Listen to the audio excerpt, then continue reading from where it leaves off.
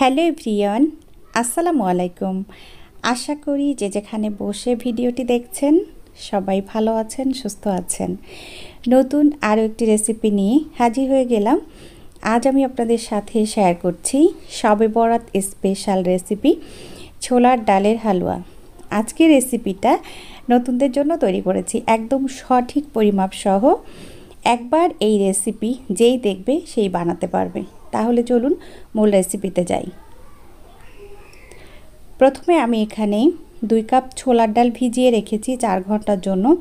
এখন আমি ডালগুলোকে ধুয়ে নিচ্ছি, আর ধুয়ে আজ আমি শর্টকাট করার জন্য সিদ্ধ করব প্রেসার কুকারে।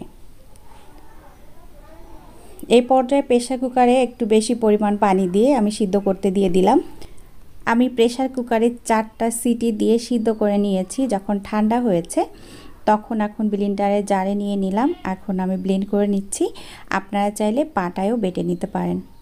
এখন চলে আসলাম হালুয়াটা তৈরি করতে। এই পর্যায়ে একটা প্যান বসিয়ে দিয়েছি, আর প্যানটা গরম হওয়া পর্যন্ত আমি অপেক্ষা করছি। এর মধ্যে প্যান গরম হয়ে গিয়েছে, তখন দিয়ে দিচ্ছি এখানে 2 টেবিল চামচ পরিমাণ ঘি। আর আজকের রেসিপি যে কোনো রাঁধুনি প্রথমবার দেখলেই বানাতে পারবে। আমি সব সময় চেষ্টা করি সহজভাবে সব কিছু দেখানোর জন্য। তো 2 টেবিল চামচ ঘি দিয়ে একটু মেল্ট করে নিয়ে তার মধ্যে এলাচ আর দারচিনি দিয়ে দিলাম। একটু ভেঙে নিয়ে ভেঙে দিয়েছি এলাচটা, তারপর ভেজে নিয়ে তারপর আমি সেই ডালটা দিয়ে দিলাম। এখন আমি ডালটা দিয়ে অনবরত নাড়তে থাকবো। আর হালুয়ার ক্ষেত্রে একটু নাড়ানাড়িটা বেশি করতে হয়, না হলে কিন্তু আবার নিচে লেগে যায়। এই জন্য চুলার আঁচ কমিয়ে রেখে এটাকে নাড়তে হবে। এই পর্যায়ে আমি এখন এর সাথে কিছু জিনিস অ্যাড করছি। প্রথমেই একটু ঠান্ডা থাকা অবস্থায় ডালটা আমি তখন দিয়ে দিলাম 1/2 কাপ পরিমাণ গুঁড়া দুধ। আর দুধটা এখন আমি ভালো করে এই ডালের সাথে মিশিয়ে নিচ্ছি। যখন মেশানো হয়ে গিয়েছে তখন দিয়ে দিলাম এখানে 1 কাপ পরিমাণ চিনি। আর দেখতে পেয়েছেন 1 কাপের একটু কম আছে, তো পরে আমি আরও কিছুটা দিয়েছি, টোটাল 1 কাপ চিনি। তো আজকের মেজারমেন্টটা একটু ফলো করলে কিন্তু আপনি পারফেক্ট ডালের হালুয়া তৈরি করতে পারবেন। এই পর্যায়ে আমি একটু লবণ দিয়ে দিয়েছি। আর আমি সাধারণত মিষ্টি জিনিসে একটু লবণ খাই। এটা আমার রেসিপিগুলো যারা দেখেন তারা জানেন আর কি। দেখতে পাচ্ছেন যে ডালটা কিন্তু শুকিয়ে গিয়েছে, আর চিনি দেওয়ার পর একটু পানি ছেড়েছিল, সেটাও শুকিয়ে যাচ্ছে এখন। তারপর আমি দিয়ে দিয়েছি আরও 1/2 কাপ পরিমাণ গুঁড়া দুধ। আর এই ডালের হালুয়ার মধ্যে আপনাকে ঘি এবং দুধটা একটু বেশি দিতে হবে, তাহলে বেশি টেস্ট পাবেন। দুধটা দিয়ে আমি আবারও নাড়াচাড়া করছি।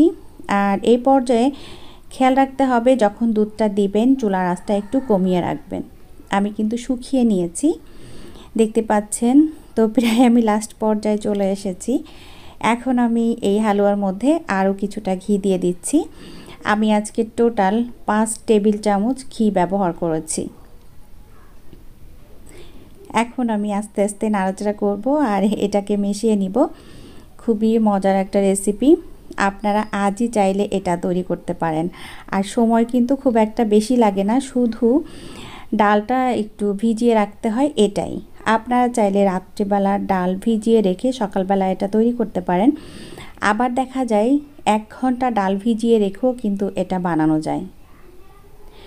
তো এই পর্যায়ে দেখতে পাচ্ছেন যে এটা প্রায় কিন্তু হয়ে এসেছে।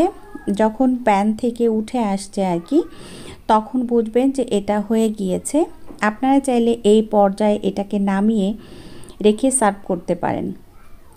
যেহেতু আমি একটু বরফি আকারে করব, তাই আমি আরও কিছুটা শুকিয়ে নিচ্ছি। এই পর্যায়ে আমি আরও কিছুটা ঘি দিয়ে দিলাম। এখন ঘি দিয়ে আবারও এই হালুয়ার সাথে আমি ভালোভাবে মিশিয়ে নিচ্ছি। আপনারা চাইলে যেটা করতে পারেন, এখানে কিন্তু বাদাম, কিশমিশ সব কিছুই দিতে পারেন। তো এগুলো দিলে যেটা হবে, ভিতরে যখন কাটতে যাবেন তখন কিন্তু সমস্যা হয়ে যাবে, থাদ্রবাদ্র হয়ে যাবে আর কি। তো এই জন্য আমি আসলে এর মধ্যে কোনো বাদাম কিছু ব্যবহার করব না। আর আমার হাতে একটু সময় কম ছিল, সেজন্য আমি আসলে বাদাম দিয়ে আপনাদেরকে দেখাতে পারিনি, যে কোনো একটা সমস্যার কারণে। যাই হোক, আপনারা কিন্তু এর মধ্যে এটা দিতে পারেন। আমি বলে দিলাম, আমি দেইনি বলে যে আপনারা দিবেন না, এটা না। দেখতে পাচ্ছেন যে এটা অনেকটা শুকিয়ে গিয়েছে। এই পর্যায়ে কিন্তু প্যান থেকে উঠে আসছে। এই যে যখন এইভাবে প্যান থেকে উঠে আসবে তখন বুঝতে পারবেন যে হালুয়াটা পারফেক্টভাবে হয়ে গিয়েছে। এই পর্যায়ে হচ্ছে আমি একটু চেক করে নিচ্ছি হাত দিয়ে যে এটা দিয়ে আসলে হালুয়া তৈরি করা যাবে কিনা, মানে বরফিটা বানাবো সেটা হবে কিনা। তো এই যে গোল করা যাচ্ছে, আপনারা চাইলে ডাইস দিয়েও কিন্তু ডিজাইন করতে পারেন। তো এখন আমি চুলাটা অফ করে দিলাম আর এখন আমি হচ্ছে একটা ট্রের মধ্যে এটাকে সেট করব। তো তার আগে এই যে এলাচ দারচিনি এটা ফেলে দিচ্ছি। একটা বড় ট্রে নিয়ে নিয়েছি, ট্রের মধ্যে ঘি লাগিয়ে নিয়েছি।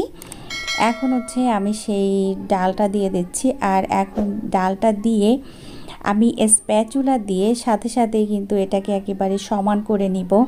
আর এটা যদি রেখে দেই তাহলে কিন্তু বেশ খানিকটা শক্ত হয়ে যাবে। এটা আসলে অনেক বেশি শক্ত হবে না, যেহেতু আমি অনেক ঘি ব্যবহার করেছি এবং দুধ ব্যবহার করেছি ওই জন্য। তো এখন আমি সমান করে নিয়ে একটা কাঁটা চামচ দিয়ে এইভাবে উপর দিয়ে একটু ডিজাইন করার চেষ্টা করছি আর কি। তারপর এটা যখন ঠান্ডা হয়ে যাবে তখন হচ্ছে আমি একটু ফ্রিজে রেখে দিব, তারপর আমি কেটে নিব। ফ্রিজে রেখেছিলাম, কিছুটা যখন শক্ত হয়েছে তখন আমি এখন কেটে নিচ্ছি। আর আমি আমার পছন্দ মতো বরফি আকারে কেটে নিচ্ছি। আপনারা চাইলে যে কোনোভাবে কাটতে পারেন, কুকি কাটার দিয়ে কাটতে পারেন, আপনাদের ইচ্ছা। আশা করছি আজকের এই ইয়ামি রেসিপি আপনাদের কাছে অনেক বেশি ভালো লেগেছে। এতক্ষণ সাথে থাকার জন্য সবাইকে অসংখ্য অসংখ্য ধন্যবাদ। সবাই ভালো থাকবেন, আমার জন্য দোয়া করবেন। আগামী রেসিপি দেখার আমন্ত্রণ জানিয়ে বিদায় নিচ্ছি। আল্লাহ হাফেজ, আসসালামু আলাইকুম।